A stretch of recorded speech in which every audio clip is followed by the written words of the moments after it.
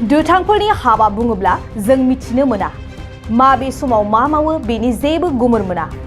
माब्लाबा बुथारनाय माब्लाबा लुथिनाय उदखार खालामनाय बायदि बायदि आरो गासैबो गुबुन दाय गैया सुबुंनि खहा खालामनाया दुथांनि गुबै हाबा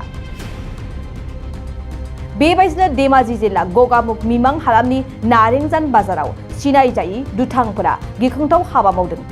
अजय नर आरो बुलबुलि नरनि गंसे गालामालनि गलाखौ सोरबा सावनानै गालाङो सोर सावखो बेनि जेबो गुमुर गैया सावनायजों गिख्रंथाव अरनि सालायाव गलाया गासैबो सिलिंखार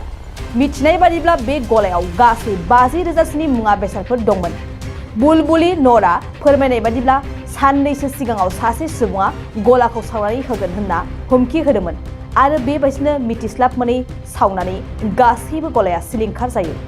गलादारा जाथायखौनो लानानै पुलिस बिफाननो खौरां होयो आरो जयरामपुरनि पुलिस हान्जाया जाथायसालियाव नुजाथिनानै नायबिजिरो 3টা বজাত জ্বলাইছে মইতো গমেই নাপাওঁ ৰাতিপুৱাতো মই ঘৰত আছিলোঁ তাৰ পাছত দোকান জ্বলিছে বুলি নাজানো মানুহটো আহিছিলে দোকানত আহি পেলাই একদম চিঞৰি গৈছে দোকানটো জ্বলি গ'ল বুলি তাৰ পাছত মই বাহিৰত ওলাই দৌৰি আহি লৰাই মই চাইছোঁ জ্বলিয়ে আছে আৰু বস্তু 50,000 মানৰ মাল আছিলে আৰু ইমান ৰাতিপুৱাটো কোনে কৰিলে সেইটো ক'ব পৰা নাই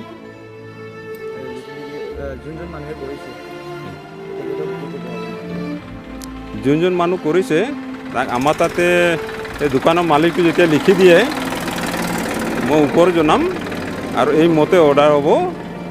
যোনে কৰিছে এইটো যদি ধৰা পৰে শাস্তি দিয়া হ'ব আৰু ধৰা পৰিবই যদি হঠাৎ মানুহটো ধৰা পৰে এইটো লিখি দিলে আমি এইটো একশ্যন ল'ম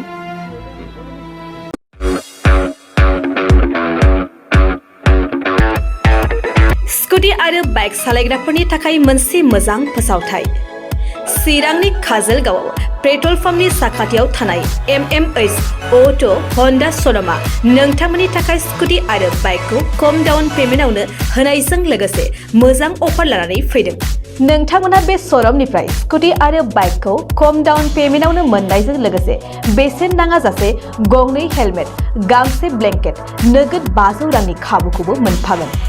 MMH अट' हन्डा श'रुमनिफ्राय बेफोर खाबुखौ नोंथांमोना 19 नभेम्बरनिफ्राय 30 डिसेम्बरसिम मोननो हागोन लोगोसेयैनो गोजाम स्कुटी बाइकफोरखौबो बे श'रुमाव सोलाय सोल' खालामनो हागोन नोंथांमोना MMH अट' हन्डा श'रुमाव स्कुटी आरो बाइकखौ बायनो गोसो दङब्ला नैबे मबाइल नम्बर 8720957824 एबा 6001916155 आव थोंजों फोनांजाब खालामनो हागोन